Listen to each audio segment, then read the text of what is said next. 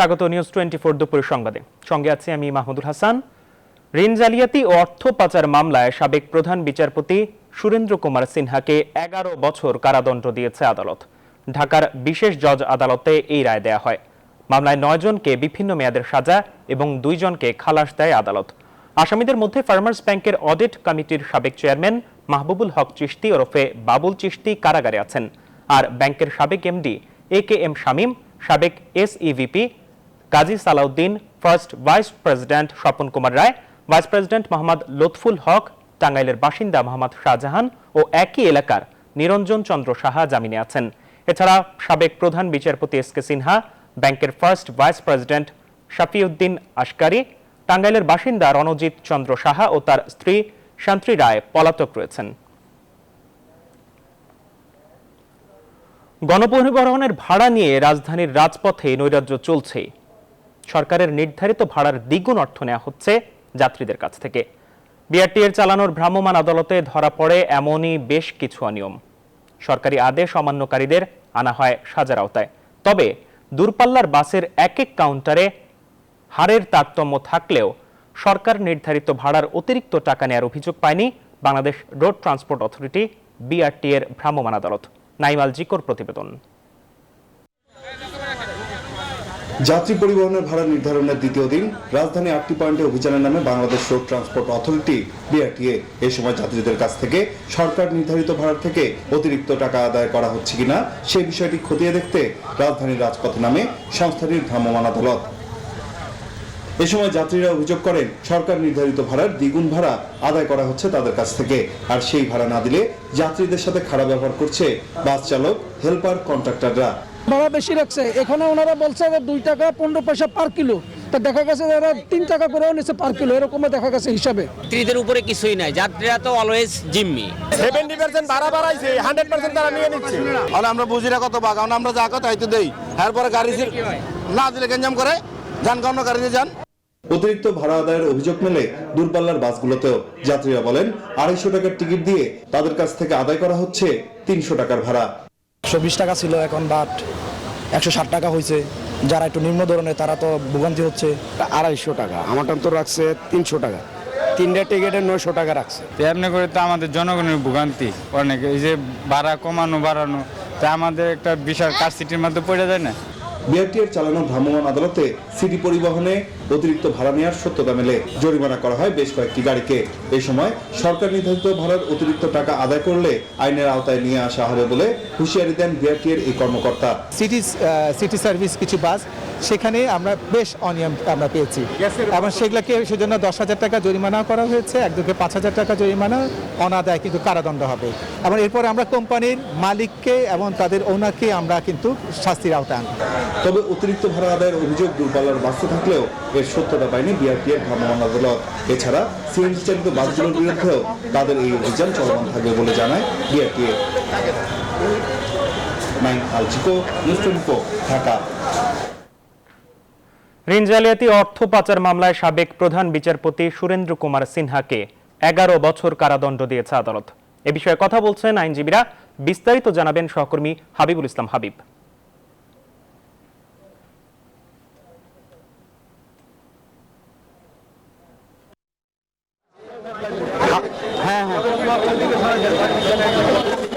লাইভে যাবা?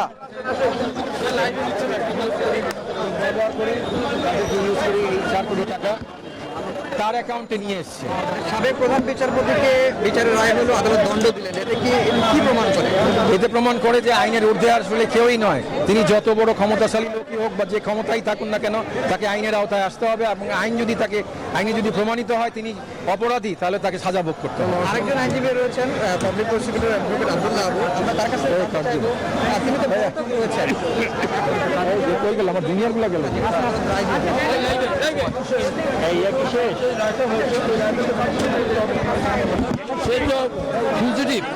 সে পলাতক আছে, অথবা তাকে এখানে রাষ্ট্রপক্ষ থেকে তাকে দেশে ফিরিয়ে আনার জন্য যে প্রক্রিয়াগুলি আছে, সেই প্রক্রিয়াগুলি অবশ্যই এগুলো করতে হবে যেন তাকে দেশে ফিরে এনে তার যে রায়টা কার্যকরী করা হওয়া উচিত আমরা মনে করি।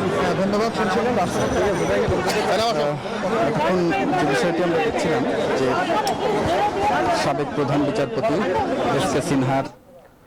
ধন্যবাদ। প্রধান বিচারপতি সুরেন্দ্র কুমার সিনহাকে 11 বছরের কারাদণ্ড দিয়েছে আদালত। এই বিষয়ে কথা বলছিলেন তার আইনজীবী। দেশে প্রথমবারের মতো করোনা ভাইরাসের চিকিৎসায় একটি অ্যান্টিভাইরাল মলনুপিরাভির ট্যাবলেট ব্যবহারের অনুমোদন দিয়েছে সরকার। প্রথমে বেক্সিমকো ফার্মাসিউটিক্যালসকে এই অনুমতি দেওয়া হয়েছে বলে জানান ঔষধ প্রশাসনের পরিচালক আইয়ুব হোসেন। এক পিস ঔষধের প্রাথমিক দাম নির্ধারণ করা হয়েছে 70 টাকা। আর স্বাস্থ্য সচিব জানিয়েছেন আসছে মার্চের মধ্যে দেশের 80% মানুষ টিকার আওতায় আসবে। আরিফিন শাকিল জানাচ্ছেন বিস্তারিত। করোনা ভাইরাস প্রতিরোধে মুখে খাওয়ার ট্যাবলেট মলনুপিরাভির আবিষ্কার করে মার্কিন কোম্পানি মেরক ও রিজভিক বায়োথেরাপিউটিক্স। এরই মধ্যে অ্যান্টিভাইরাল পিলটি করোনা চিকিৎসায় ব্যবহারের জন্য অনুমোদন দিয়েছে যুক্তরাজ্য সহ কয়েকটি দেশ। এবার সেই পথে হাঁটল বাংলাদেশও। ক্লিনিক্যাল ডেটা অনুযায়ী করোনা শনাক্তের পরে উপসর্গ দেখা দেওয়ার 5 দিনের মধ্যে দ্রুত ওষুধটি খাওয়ার পরামর্শ দেওয়া হয়েছে। কাঁচামাল আমদানি করে দেশে এটি উৎপাদন করে বাজারজাত করার প্রথমে অনুমতি দেওয়া হয়েছে বেক্সিমকোকে। ওষুধ প্রশাসন বলছে অনুমতি পাবে আরো কয়েকটি প্রতিষ্ঠান। আমরা অনুমোদন দিয়েছি এবং অনুমোদন প্রক্রিয়া আরো প্রতিষ্ঠান রয়েছে, যেমন বেক্সিমকোর অনুমোদন হয়ে গেছে।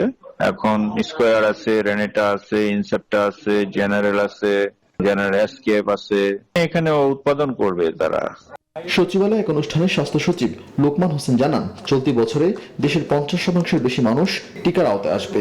শুধু নভেম্বর মাসেই 3 থেকে 3.5 কোটি টিকা দেওয়া হবে। নভেম্বর ডিসেম্বরের ভিতরে আমাদের যে টার্গেট 50 তার বেশি হয়ে যাবে। মার্চের ভিতরে আমরা 80% দিতে পারবো ইনশাল্লাহ। আমাদের ইতিমধ্যে আপনারা সবাই অবহিত আছেন, আমরা নিজেদের সরকারের জিওভের টাকা দিয়ে 21 কোটি ভ্যাকসিন কিনেছি। আর কোভ্যাক্স এবং বিভিন্ন সংস্থার মাধ্যমে আরো 7 কোটি, 28 কোটি কনফার্ম। আমরা আশা করি তার বেশি হয়ে যাবে। স্কুল শিক্ষার্থীদের টিকার আওতায় আনার কাজ দ্রুত শেষ করা হচ্ছে বলেও জানান তিনি। আমরা সকলে তার নেতৃত্বে কাজ করছি। আরিফিন শাকিল, নিউজ 24, ঢাকা। দ্বিতীয় ধাপে 847টি ইউনিয়ন পরিষদ নির্বাচনের ভোট গ্রহণ আগামী 11 নভেম্বর। আজ প্রচারণার শেষ দিন, ব্যস্ত সময় পার করছেন প্রার্থীরা। তবে প্রথম ধাপের ইউপি নির্বাচনে সহিংসতার চেয়ে দ্বিতীয় ধাপে নির্বাচনী সহিংসতা বেড়েছে অনেক বেশি। নির্বাচনী পূর্ব সহিংসতায় এ পর্যন্ত নিহত হয়েছে কমপক্ষে 20 জন, আহত হয়েছেন শতাধিক। নির্বাচন সংশ্লিষ্টরা বলছেন নির্বাচনের পরিবেশ প্রশাসনের নিয়ন্ত্রণেই আছে। যে করেই হোক সুষ্ঠু নির্বাচন অনুষ্ঠিত হবে। বিস্তারিত ডেস্ক রিপোর্টে। ইউনিয়ন পরিষদ নির্বাচনকে ঘিরে পিরোজপুরের 9টি ইউনিয়নে জমে উঠেছে শেষ মুহূর্তের ভোটের লড়াই। তবে প্রথম ধাপের চেয়ে দ্বিতীয় ধাপের ইউপি নির্বাচনে বেড়েছে সহিংসতা।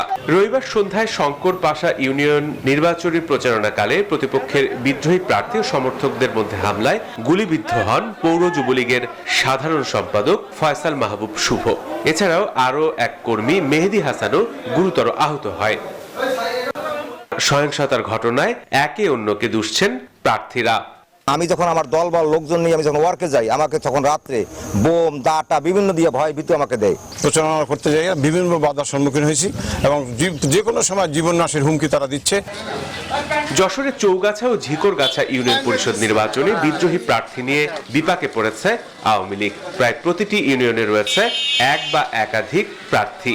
ইউনিয়নে যে উন্নয়ন করেছি সেই ধারাবাহিকতায় নেত্রী সন্তুষ্ট হয়ে আমাকে আবারও নৌকা দিয়েছে। আমরা পরিষ্কার পরিচ্ছন্ন একটা নির্বাচন আমাদের বাংলাদেশের প্রধানমন্ত্রী জননেত্রী শেখ হাসিনাকে উপহার দেব।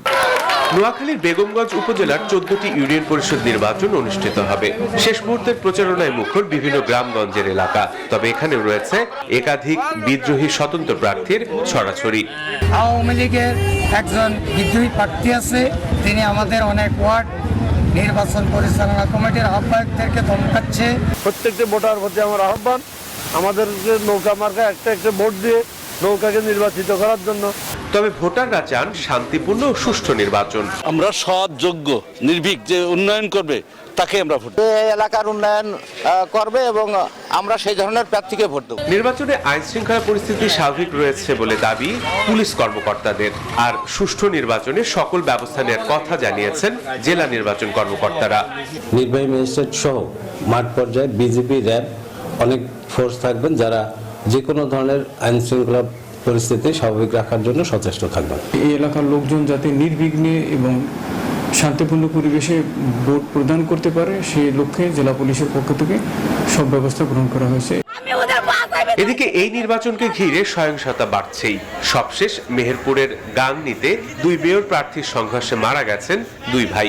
এ নিয়ে দ্বিতীয় দফা ভোটে মোট মারা গেছেন 20 জনের মতো। Desk report, news 24। ডিজেলের দাম বৃদ্ধির নেতিবাচক প্রভাব পড়ছে কৃষিতে। রবি মৌসুমের শুরুতেই হঠাৎ খরচ বাড়ায় বিপাকে পড়েছেন চাষিরা।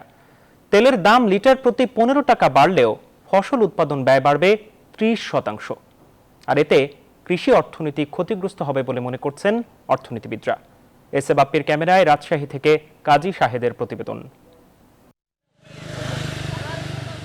জ্বালানি তেলের হঠাৎ দাম বাড়ায় প্রভাব পড়তে শুরু করেছে শীতকালীন শাকসবজি উৎপাদনে। রবি মৌসুমের শুরুতেই হঠাৎ খরচ বাড়ায় বিপাকে পড়েছেন চাষিরা। আগে খরচ হতো বিঘাপতি 20,000, বর্তমানে জ্বালানি তেলের বাড়তি হওয়ার জন্য বিঘাপতি আমাদের 27 থেকে 28,000 টাকা মিনিমাম খরচ হচ্ছে। তেলের দাম বেশি, আমার এই কারণে আমার শেষে আমাদের অনেক পয়সা খরচা হয়। অর্থনীতিবিদরা বলছেন পরিবহন খরচ বৃদ্ধির প্রভাব পড়বে কৃষি উৎপাদনেও। তাদের মতে ফসল উৎপাদন ব্যয় বাড়বে 30%। কৃষি উৎপাদনের সঙ্গে জড়িত যতগুলো উপাদান আছে সবগুলোরই দাম একটু একটু করে বাড়ার সম্ভাবনা আছে।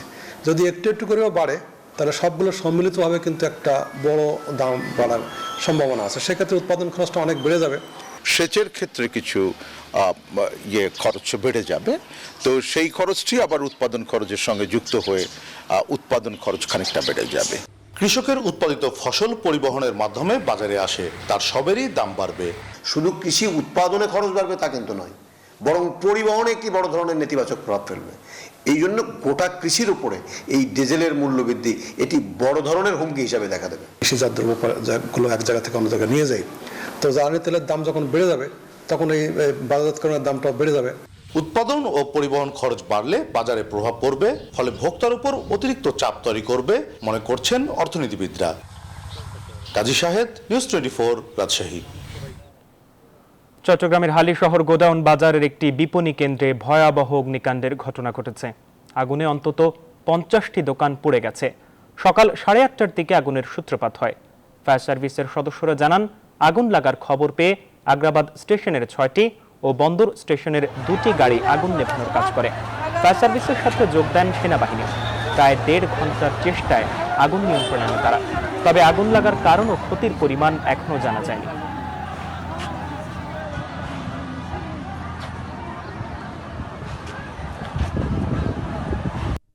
বাসার থেকে আসে দেখতেছি প্রথম পর্যায়ে কাপড়ের দোকানে আগুন লাগছে। কিছু বাইর করতে পারি নাই, আমরা যাও পারছি সব সরকার হয়ে গেছে। আগুনটা নিয়ন্ত্রণ আছে মোটামুটি। আমরা খবর পাওয়ার সাথে এখানে 8টি ইউনিট কাজ করতেছে বর্তমানে। এখানে বোট বাজার নামে পরিচিত।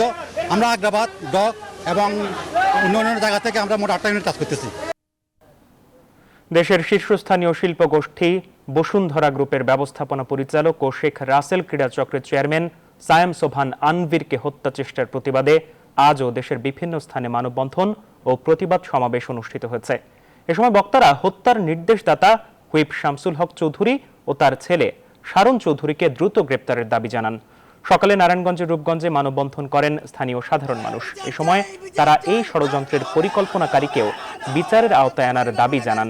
এছাড়া একই দাবিতে জয়পুরহাট, সাতক্ষীরা, নওগাঁ, গোপালগঞ্জ, টাঙ্গাইল, সিলেট, জয়পুরহাট, লক্ষ্মীপুর, নোয়াখালী, মুন্সিগঞ্জ ও দিনাজপুরেও মানববন্ধন করে বিভিন্ন শ্রেণী পেশার মানুষ।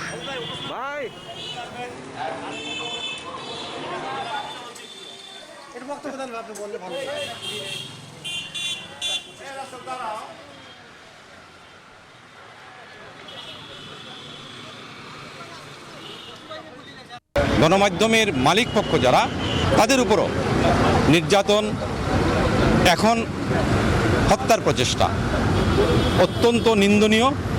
আমরা তীব্র প্রতিবাদ জানাই। অবিলম্বে তাদেরকে দৃষ্টান্তমূলক শাস্তি এবং গ্রেপ্তারের দাবি জানাচ্ছি। অনতিবিলম্বে তাদের গ্রেপ্তার করে দৃষ্টান্তমূলক শাস্তি দাবি করছি। এদিকে বসুন্ধরা গ্রুপের ব্যবস্থাপনা পরিচালক ও শেখ রাসেল ক্রীড়া চক্রের চেয়ারম্যান সায়েম সোবহান আনভীরকে হত্যা চেষ্টার অভিযোগে আটককৃতদের সুষ্ঠু তদন্তের মাধ্যমে বিচারের আওতায় আনার দাবি জানিয়েছেন ক্লাবটির কর্মকর্তারা। দুপুরে শেখ রাসেল ক্রীড়া চক্রের পক্ষ থেকে সংবাদ সম্মেলনের আয়োজন করা হয়। বঙ্গবন্ধু স্টেডিয়ামের মহানগরী ফুটবল লীগ কমিটির অফিসে হওয়া এই সংবাদ সম্মেলনে ক্লাবের ঊর্ধ্বতন কর্মকর্তারা উপস্থিত ছিলেন। এ সময় বক্তারা বিশিষ্ট ক্রীড়া সংগঠক ও ব্যবসায়ী সায়েম সোভান আনভীরকে হত্যা চেষ্টার তীব্র নিন্দা জানান। সেই সঙ্গে সুষ্ঠু তদন্তের মাধ্যমে দোষীদের বিচারের আওতায় আনা হবে বলেও তারা আশা প্রকাশ করেন।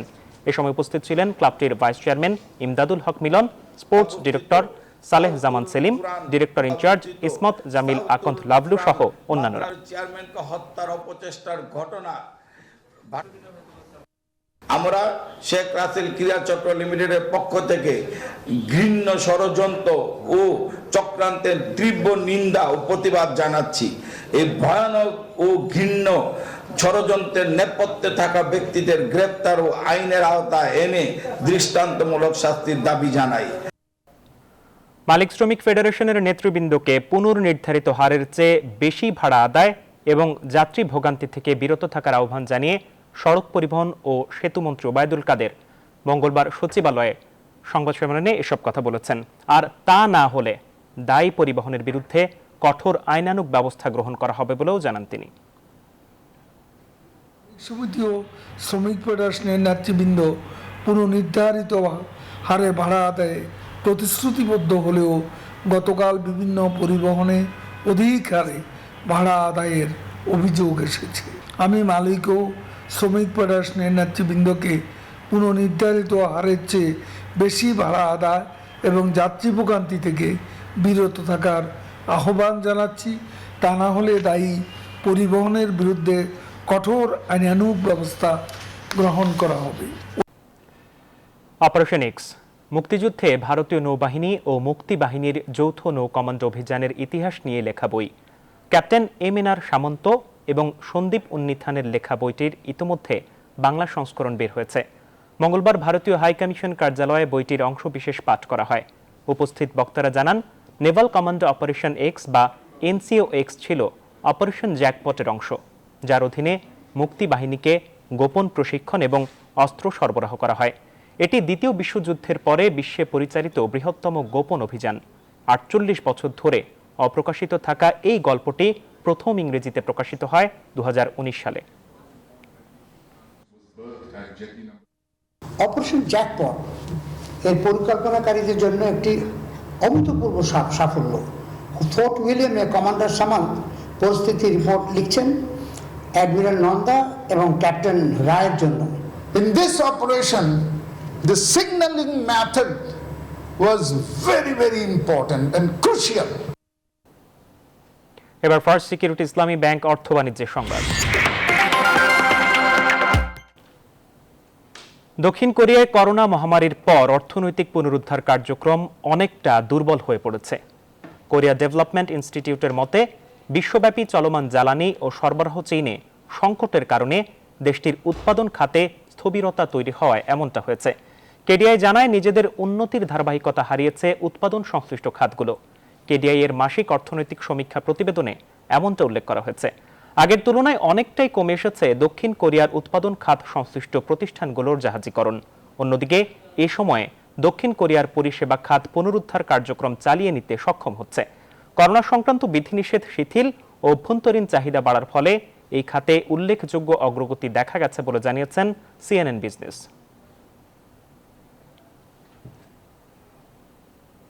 এবারে আন্তর্জাতিক প্রসঙ্গ। তালেবান শাসন থেকে রক্ষা পেতে এবার দেশ ছেড়ে পালাতে মানব পাচারকারীদের দিকে ঝুঁকছে মরিয়া আফগানরা। আফগানিস্তানের বেশ কয়েকটি জায়গায় এরই মধ্যে পাওয়া গেছে দুর্ভিক্ষের খবর।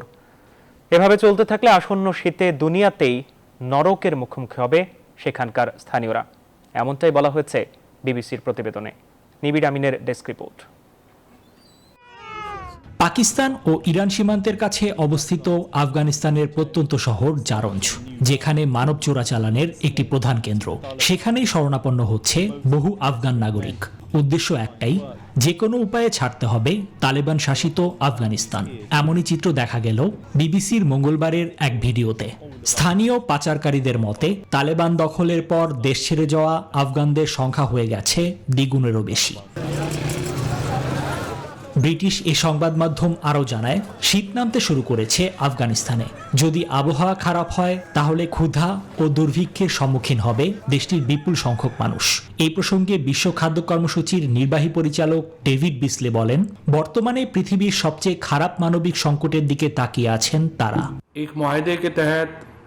এদিকে রোববার পাকিস্তানের তথ্যমন্ত্রী ফাওয়াদ চৌধুরী জানিয়েছেন, স্থানীয় তালেবানদের সঙ্গে 1 মাসের পূর্ণ যুদ্ধবিরতিতে সম্মত হয়েছে ইমরান খান সরকার। তবে প্রতিবেশী পাকিস্তানের ওপর আফগানিস্তান ইস্যুতে ক্ষোভ প্রকাশ করেছে ভারত।